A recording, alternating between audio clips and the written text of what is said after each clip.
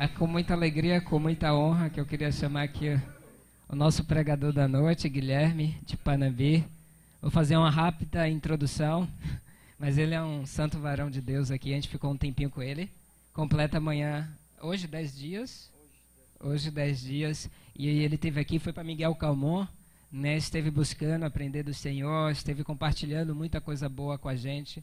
E hoje o Senhor vai nos dar o privilégio, antes dele viajar, que viaja às 3 da manhã. E hoje é aniversário da esposa, né? Então vai ser uma pregação mais intercessória ainda, né?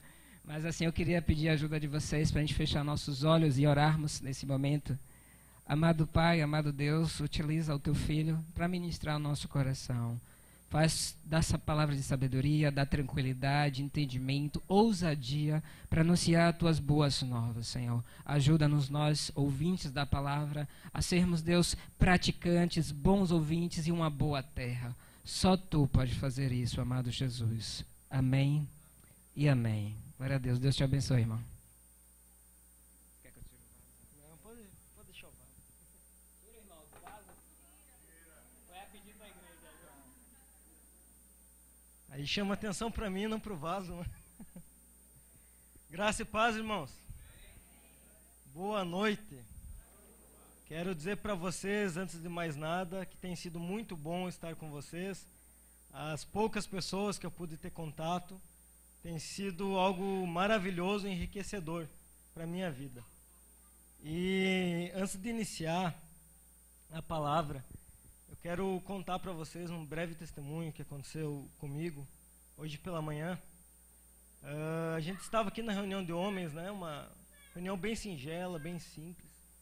E, gente, o Senhor falou muito ao meu coração.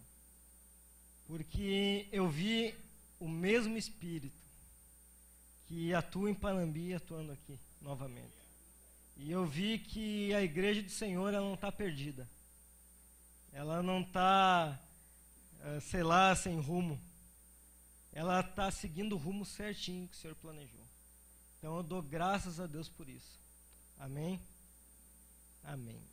Eu queria convidar os irmãos a abrirem Lucas 9, 23, por favor. Lucas 9, 23.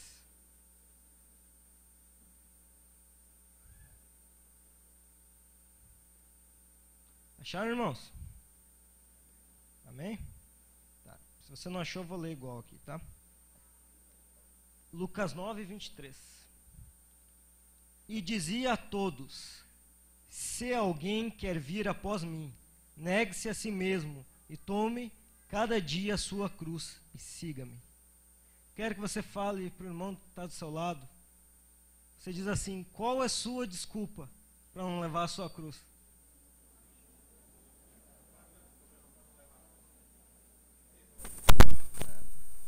Perdão, irmão, se for meio constrangedor, mas faz parte do script aqui.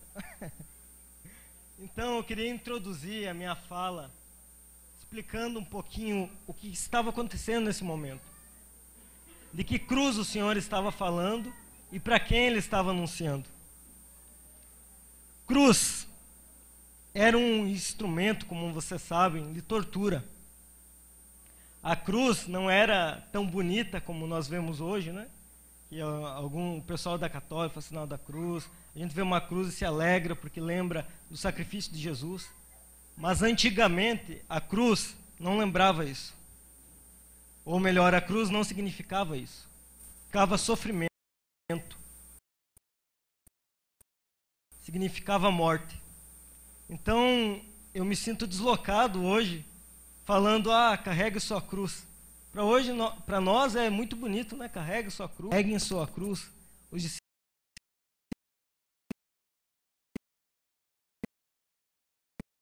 devem estar lembrando: meu Deus, mas quem carrega a cruz é assassino. Quem carrega a cruz é ladrão, enfim. E a cruz significa morte.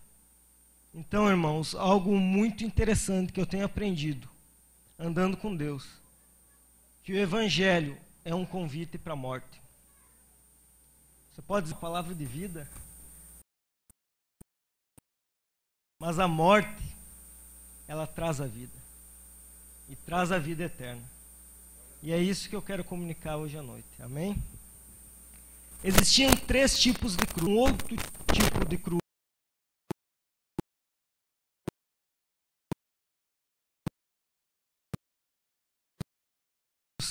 que era em formato de T, e uma terceira cruz como meio de tortura, que é a qual nós acreditamos que seja a que Jesus padeceu, que ele morreu por nós, que é em formato de adição, formato de mais, essa cruz convencional que nós conhecemos. E eu queria começar uma explanação falando o que não é a cruz. Porque nós temos uma ilusão que o carregar a nossa cruz é pagar por erros que nós mesmos cometemos. Isso não é carregar a sua cruz. Você está apenas colhendo o que você semeou. Carregar a cruz não é perder o namorado, não é um acidente, não é uma crise financeira, não é ter um parente alcoólatra, não é aguentar o esposo por resto da vida, embora que para alguns isso seja uma cruz muito pesada, aguentar o esposo ali, aquele cara ranzinza, aquele cara complicado, aquela mulher que reclama, que gasta muito, que vai no mercado e acha que está na Disney. Então, talvez você possa pensar, não, essa é minha cruz. Mas, irmão, essa não é a sua cruz. Não é essa cruz que o Senhor nos convida a carregar. Outra coisa interessante que eu quero falar hoje sobre a cruz é que a cruz ela é uma escolha. Você não é obrigado a carregar a sua cruz. Fala aí, meu irmão, para o seu irmão que está do seu lado. Você não é obrigado a carregar a sua cruz.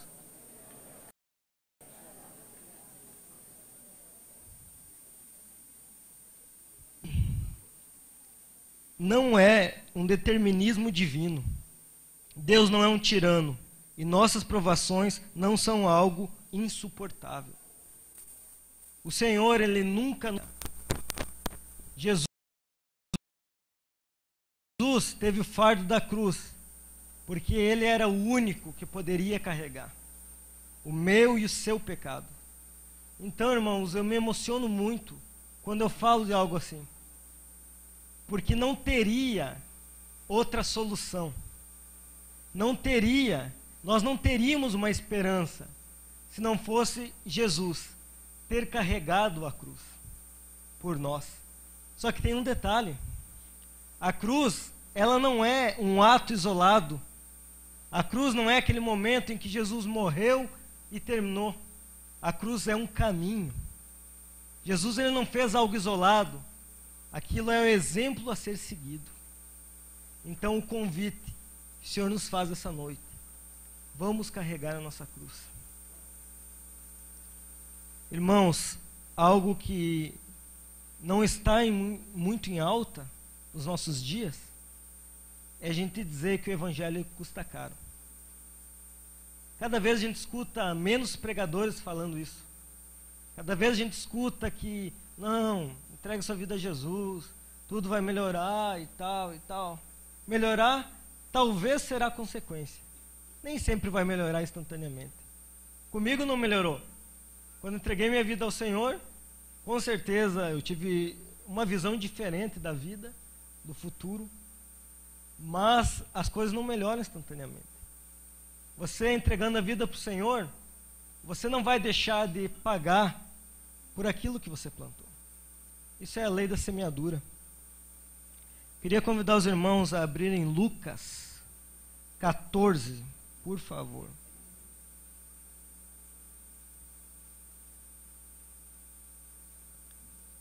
Lucas 14, 26, eu acho. Deixa eu ver se é o 26. É o 26 mesmo. Acharam, irmãos? Amém? Lucas 14, 26. Se alguém vier a mim e não aborrecer a pai e mãe, a mulher e filhos, a irmãos e irmãs, e ainda também a própria vida, não pode ser meu discípulo. Mas vamos esquecer, isso aqui não é Bíblia, né, gente? Bíblia é só a parte das promessas, das coisinhas boas. Não, gente, isso aqui é Bíblia. Isso aqui é o convite do Senhor para mim e para você. Você precisa deixar tudo para seguir ao Senhor. Essa é a mensagem da cruz. Qual o sentido que a cruz de Cristo revela nessas passagens? Assumir a cruz de Cristo é algo muito dispendioso. O que é isso, essa palavra? Significa algo muito caro. É algo que custa muito. Por isso que o Senhor também diz: se alguém quiser vir após mim. Mas ao mesmo tempo que a cruz é uma escolha, para você andar com Deus, você precisa carregar a sua cruz. E Jesus, ele carregou a própria cruz, mas a cruz que não era dele, porque ele não precisava carregar uma cruz, porque ele era Deus. Mas ele carregou o meu e o seu pecado, para que nós pudéssemos conseguir carregar a nossa cruz. Amém, irmãos? Uma salva de palmas para o Senhor, então.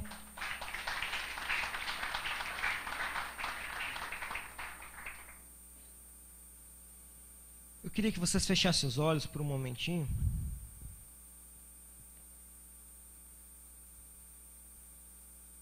Eu fiz uma breve explanação do que talvez não é a cruz.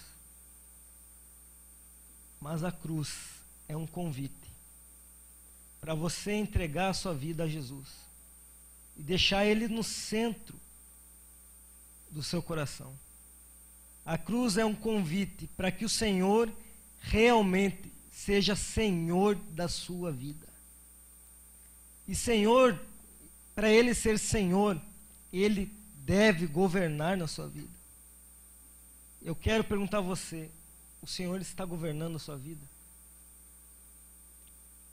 Você tem renunciado coisas para viver o Evangelho? Irmãos, o Senhor está voltando. E Ele quer, como um sacrifício agradável, a sua obediência. Então, essa noite, eu creio que será uma noite que nós escolheremos carregar a nossa cruz. Amém? Eu quero estar lendo aqui um breve relato de um cirurgião, talvez alguns irmãos já tenham ouvido, que ele relata com extrema, como posso dizer, ele relata com muita autoridade, porque é a profissão dele. Ele relata como foi a morte de Jesus, como foi a crucificação do Senhor. Então eu achei conveniente trazer, e eu vou ler aqui para os irmãos. Diz o seguinte: sou um cirurgião e dou aulas há algum tempo. Por 13 anos vivi em companhia de cadáveres e durante a minha carreira estudei anatomia a fundo. Posso, portanto, escrever sem presunção a respeito de morte como aquela. Jesus entrou em agonia no Getsêmani e seu suor tornou-se como gotas de sangue a escorrer pela terra. Um relato sobre a morte de Cristo. O único evangelista que revela o fato é um médico, Lucas, e o faz com a precisão de um clínico. O suar sangue ou hematidrose é um fenômeno raríssimo.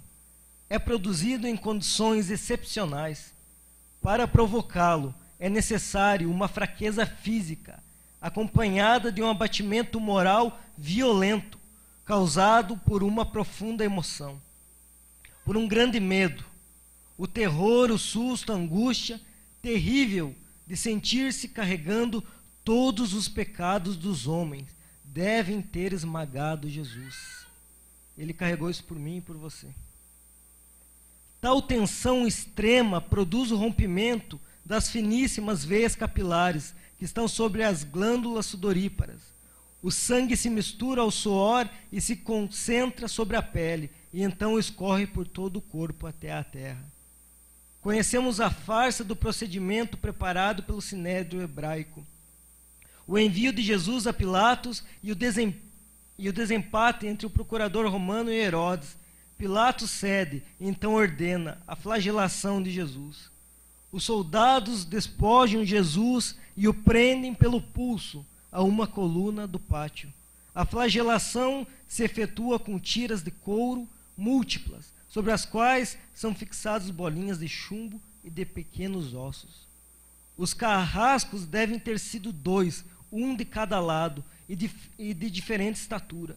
Golpeiam com chibatadas a pele, já alterada por milhões de microscópicas hemorragias de suor de sangue. A pele se dilacera e se rompe. O sangue espirra. A cada golpe, Jesus reage em um sobressalto de dor. As forças se esvaem, um suor frio lhe impregna a fronte. A cabeça gira em uma vertigem de náusea, calafrios lhe correm ao longo das costas. Se não estivesse preso no alto pelos pulsos, cairia em uma poça de sangue, depois o escárnio da coroação. Com longos espinhos, mais duros que os da acácia, os algozes entrelaçam uma espécie de capacete e o aplicam sobre a cabeça. Os espinhos penetram o couro cabeludo, fazendo-o sangrar. Os cirurgiões sabem o quanto sangra o couro cabeludo. Pilatos, depois de ter mostrado aquele homem dilacerado, multidão feroz, o entrega para ser crucificado. Colocam sobre os ombros de Jesus o grande braço horizontal da cruz. Pesam 50 quilos. A estaca vertical já está plantada sobre o Calvário. Jesus caminha com os pés descalços pelas ruas do terreno irregular, cheia de pedregulhos. Os soldados o puxam com as cordas. O percurso é cerca de 600 metros. Jesus, fatigado, arrasta um pé após o outro. Frequentemente cai sobre os joelhos e os ombros de Jesus estão cobertos de chagas. Quando ele cai por terra, a viga lhe escapa, escorrega e lhe esfola o dorso. Sobre o Calvário tem início a crucificação. Os carrascos despojam o condenado, mas a sua túnica está colada nas chagas e tirá-la produz dor atroz. Quem já tirou uma atadura de gaze de uma grande ferida percebe do que se trata. Cada fio de tecido adere à carne viva. Ao levarem a túnica, se laceram as terminações nervosas. O carrasco e seu ajudante empunham a extremidade da trava e levam Jesus, colocando primeiro sentado e depois em pé, consequentemente fazendo-o tombar para trás. O encostam na estaca vertical. Irmãos, eu estou contando esse relato para a gente ter um pouquinho de noção de que cruz o Senhor carregou. E eu queria que vocês fechassem os olhos novamente e tentassem imaginar tudo isso que eu estou falando. Eu sei que talvez seja uma linguagem difícil, por se tratar de um médico relatando, mas eu gostaria que você, com a sua própria imaginação, tentasse idealizar o que é esse sofrimento. Os ombros da vítima esfregam dolorosamente sobre a madeira áspera. As pontas cortantes da grande coroa de espinhos penetram o crânio. A cabeça de Jesus inclina-se para a frente, uma vez que o diâmetro da coroa o impede de apoiar-se na madeira. Cada vez que o mártir levanta a cabeça, recomeçam pontadas agudas de dor. Pregam-lhe os pés. Ao meio-dia, Jesus tem sede. Não bebeu desde a tarde anterior. Seu corpo é uma máscara de sangue. A boca está semi-aberta e o lábio inferior começa a pender. A garganta seca lhe queima, mas ele não pode engolir. Tem sede. Um soldado lhe estende sobre a ponta de uma vara uma esponja embebida em bebida ácida, em uso entre os militares. Tudo aquilo é uma tortura atroz.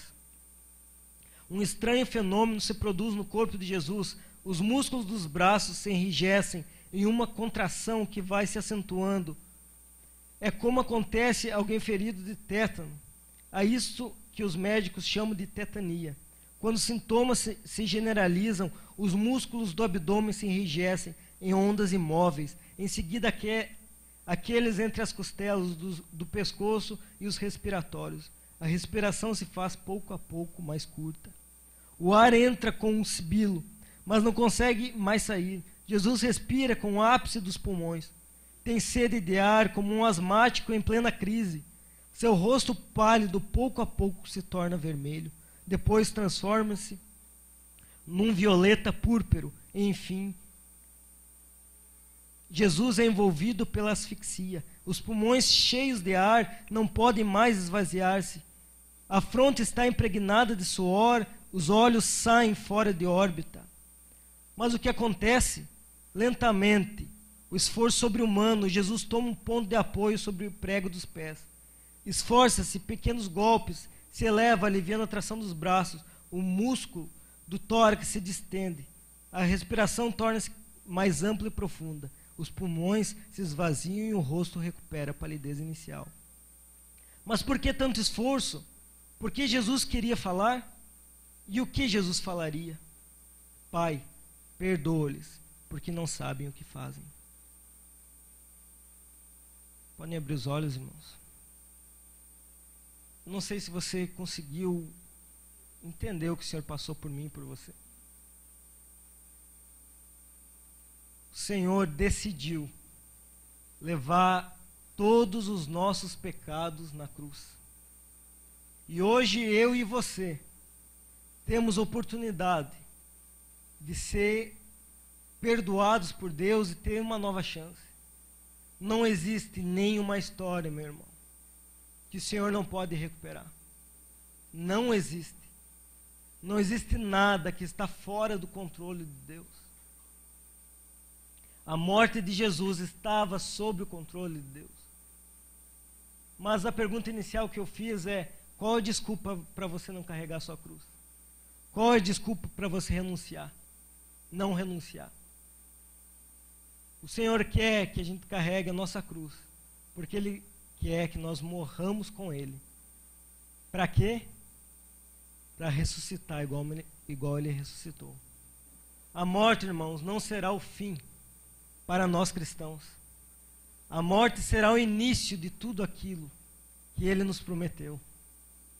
Então, um cristão, ele não pode temer a morte. Ele não pode temer a morte, porque o Senhor está conosco. Amém? Quero convidar o Ministério do Louvor a tocar uma canção para eu fazer o fechamento. Queria convidar os irmãos a ficarem em pé.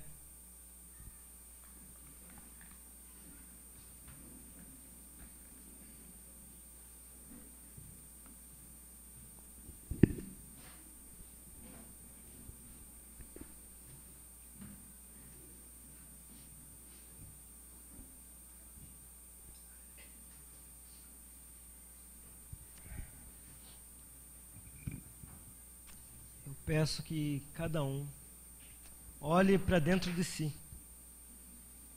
e veja como está a cruz na sua vida. Como está a sua renúncia, como está a sua radicalidade com o pecado. O convite do Senhor para nós não é uma brincadeira, irmãos.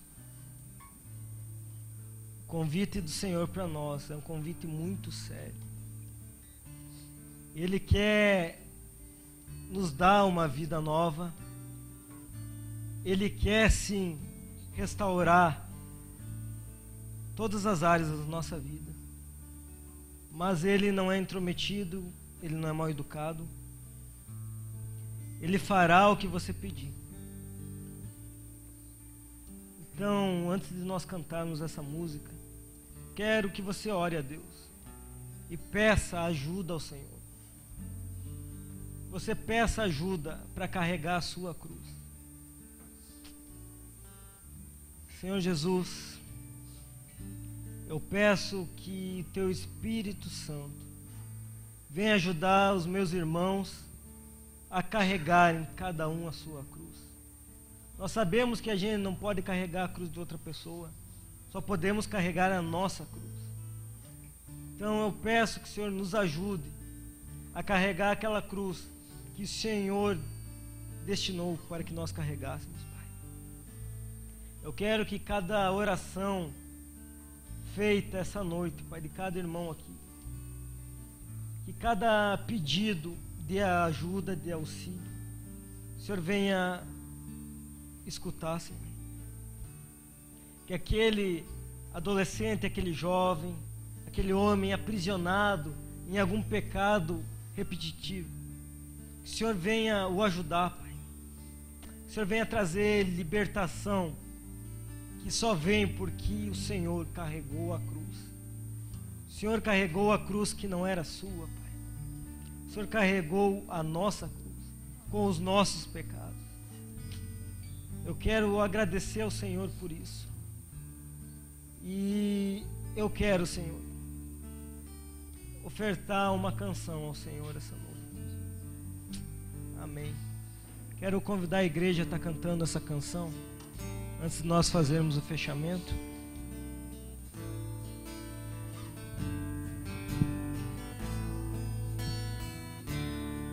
Só em Jesus confiarei, é minha força, luz, canção, retangular que me sustém.